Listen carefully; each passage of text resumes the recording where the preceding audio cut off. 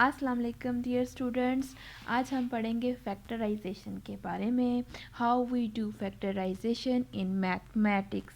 अब अगर आप फैक्टराइजेशन टर्म के ऊपर गौर करो तो फैक्टराइजेशन में एक वर्ड आप पढ़े हो फैक्टर, तो यहाँ से हम कुछ माइंड में क्लिक करता है कि factorisation is a process in which we make the sum factors. So simply we write the factorization is a process of making some factors. Okay, यहाँ से हमें पता चल गया कि फैक्टराइजेशन में हम कुछ ना कुछ फैक्टर्स बनाएंगे। अब ये फैक्टर्स किस चीज़ के बनेंगे, तो हमारे पास मैथ में तो सबसे पहले हम नंबर्स की बात करते हैं। ओके, तो हम कुछ नेचुरल नंबर लेंगे, उसको कैसे फैक्टराइज करेंगे, उसके कैसे फैक्टराइजेशन करेंगे। सेकेंडली हम कॉम्प्लिकेटेड अलजेब्रिक इक्वेशंस की तरफ या अलजेब्रिक क्वांटिटीज़ की तरफ जाएंगे, तो हम देखेंगे कि उनमें कैसे फैक्टराइजेशन का प्रोसेस किया जाता है और हमें फैक्टर्स हासिल होते हैं। तो पहले हम पढ़ रहे हैं नेचुरल नंबर को। तो नेचुरल नंबर में हम कोई भी नेचुरल नंबर लेंगे और उसको हम स्प्लिट करेंगे किसमें, फैक्टर्स में। तो सबसे पहले मैं ले रही हूँ 12। अब आपने 12 को फैक्टराइज करना है, मीन्स के 12 के फैक्टर्स बनाने हैं। तो हमने कोई ना कोई दो ऐसी क्वांटिटीज़ या स्मॉल नेचुरल नंबर लेने हैं जिनके बीच कोई ना कोई आप ऑपरेशन करोगे तो अगेन आपके पास 12 आ जाए। तो मैं अगर सोचूं कि 3 × 4 लिख दूं तो क्या ये ठीक होगा? Obviously 3 × 4 is equals to 12। Again, can we write 6 × 2? Obviously, we can get 12। तो यहाँ से एक बात आपको समझ में आती है कि हमने दो नंबर्स लिए, दो स्मॉल नेचुरल नंबर लिए, तो उनको आपस में मल्टीप्लाई करने से हमें हमारा ओरिजिनल नेचुरल नंबर मिल गया। It mean कि these two numbers 3 and 4 are the factors of this natural number 12। In second case, we again get the 12 by multiplying 6 by 2। Okay, तो ये 6 and 2 भी यहाँ पर क्या है, factors of this large quantity that is 12। तो यहाँ से हम फैक्टराइजेशन को कैसे डिफाइन करेंगे? Mean factorisation is a process in which we split the large quantities into the small quantities, and if we again multiply these small quantities and again we get the same number that was given in our question। okay, अब हम पढ़ेंगे कि natural number में तो हमें समझ में आ गया, ये इजी चीज़ है कि आराम से हम लोगों ने दो नंबर्स लेने हैं स्मॉल क्वांटिटीज़ में और मल्टीप्लाई करके गिवन लार्ज क्वांटिटी हम लोगों ने हासिल कर ली। अब अलजेब्रिकल इक्वेशंस में कैसे होगा, ये थोड़ा सा प्रोसेस कॉम्प्लिकेटेड होता है, लेकिन it's very easy and we will use 4 methods to factorize the algebraical terms। okay, algebraical equations। तो पहला मेथड जो हम पढ़ने जा रहे हैं that is common factors। okay, sorry, हाँ, कॉमन फैक्टर्स है ये, ठीक है ना, कॉमन फैक्टर्स। अब ये कॉमन फैक्टर्स क्या मेथड है, हम हमारे पास कोई ना कोई एल्जेब्रिकल इक्वेशन दी होगी, उसमें से हमने कुछ ना कुछ कॉमन निकालना होगा, ये ठीक है ना।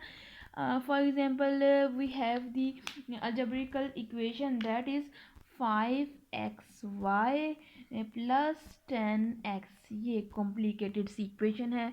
अब हम इसको कैसे स्प्लिट करेंगे फैक्टर्स में?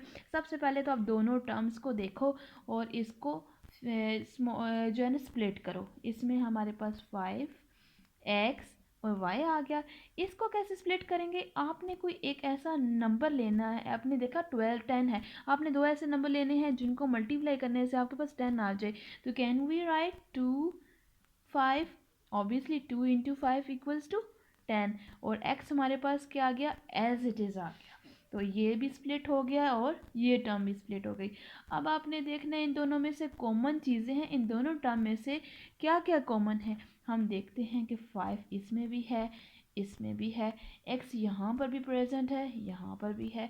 तो क्यों ना हम इनको कॉमन निकाल लें। तो हम इनको कॉमन निकाल लेते हैं। रिमेनिंग टर्म जो रह गई, इस टर्म में रिमेनिंग वैल्यू रहेगी y और इस टर्म में रिमेनिंग वैल्यू रह गई 2। तो हमने क्या किया, बड़े आराम से एक कॉम्प्लिकेटेड इक्वेशन को 3 फैक्टर्स में कन्वर्ट या स्प्लिट करके दिया। तो ये क्या बन के फैक्टर्स बन के, ठीक है ना। एक और एग्जांपल ले लो, लाइक 6xy प्लस 4x। अब मैं देखती हूँ कि इनको कैसे मैंने फैक्टराइज करना है। तो 6 को हमने स्प्लिट किया दो नंबर्स में, तो obviously we can write 2 into 3, obviously they get that will give us the 6 and x and y as it is आ गया आपके पास। again we split the 4 into 2 into 2 and x as it is। from there we see the common terms, okay। इन सब में अब हम क्या ढूंढेंगे, common terms को ढूंढेंगे। ये दो टर्म्स दी हुई हैं, इनमें से हम कॉमन टर्म्स ढूंढेंगे। यहाँ पर हमारे पास 2 भी है, यहाँ पर भी 2 है, यहाँ पर हमारे पास x है, यहाँ पर भी हमारे पास x है। तो हम क्यों ना इनको कॉमन निकालें। तो कॉमन निकालेंगे, यहाँ से हमारे पास क्या निकला, 2 और x निकला। और रिमेनिंग टर्म हमारे पास क्या रह गई, इसमें से 3y प्लस सेकेंड टर्म में से रिमेनिंग वैल्यूज़ क्या रह गई हमारे पास, 2। तो आप देखोगे कि बड़े आराम से आपने स्प्लिट आउट कर दिया अपनी कॉम्प्लिकेटेड इक्वेशंस को 3 फैक्टर्स में, ठीक है। अगेन आप इनको मल्टीप्लाई करोगे तो आपके पास आपकी ओरिजिनल टर्म आ जाएगी या ओरिजिनल इक्वेशन आ जाएगी। देखो 2 3 और 6 x y sorry x y plus plus plus 2 2 are 4x। so here is a very easy method to splitting the algebraical equation into factors, okay.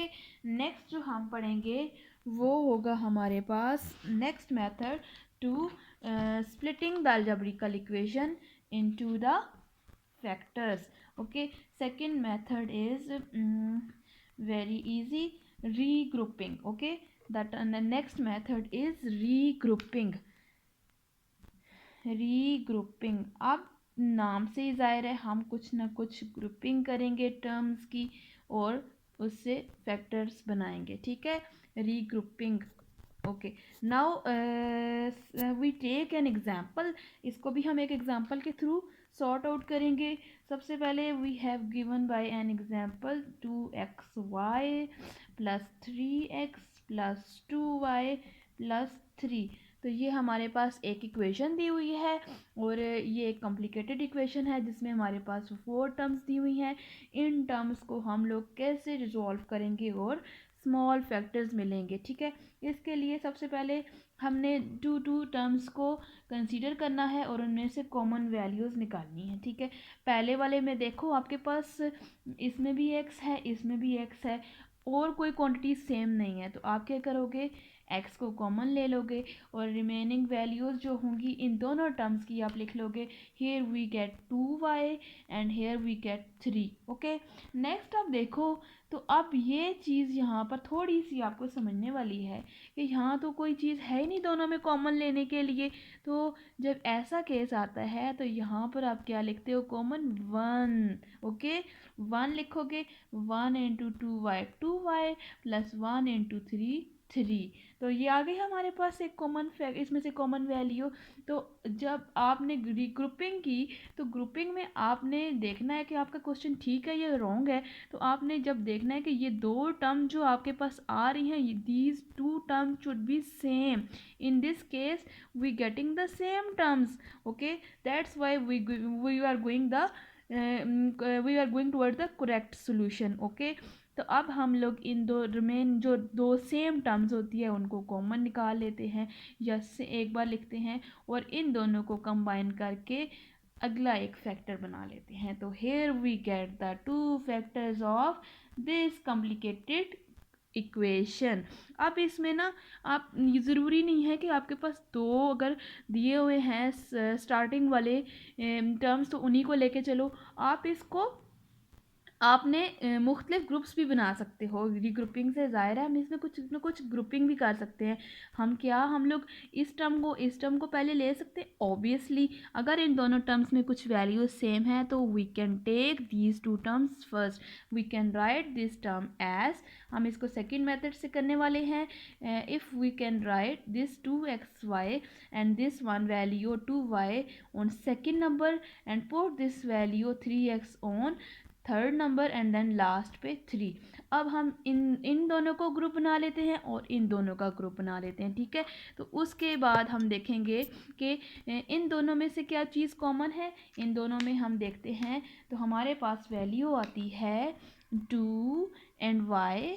और अब जो रिमेनिंग टर्म्स रहेगी, remaining values रहेगी, first term में रहेगी हमारे पास x, second term में हमारे पास कोई वैल्यू नहीं है तो हम क्या लिखेंगे 1, because we want to get 2y again, because when we multiply 2y to 1 then we get again 2y। Then हम बात करते हैं नेक्स्ट वाली वैल्यू की, नेक्स्ट टू टर्म्स की। तो इसमें हम लोग क्या कॉमन लेंगे, तो सामने नज़र आ रहा है, आप इसमें से क्या ले सकते हो 3 हम कॉमन लेंगे तो फर्स्ट टर्म में क्या रह गया x, और सेकेंड टर्म में से क्या रह गया only 1, because if we multiply 3 into 1 again we get 3। तो यहाँ पर देखो again we getting the same two values, तो it's mean we going very true. Then we write x plus 1 once and then 2y plus and this 2y plus this 3, and these are two factors of this term. Here we see that this complicated equation is splitting into two small equations or factors।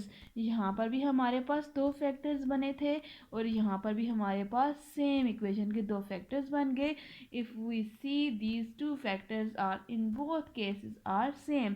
तो यहाँ हमने पढ़ा कि जब complicated equation दी होती है तो उसमें टर्म्स को कैसे रीग्रुप करके एक इक्वेशन को स्प्लिट आउट करते हैं।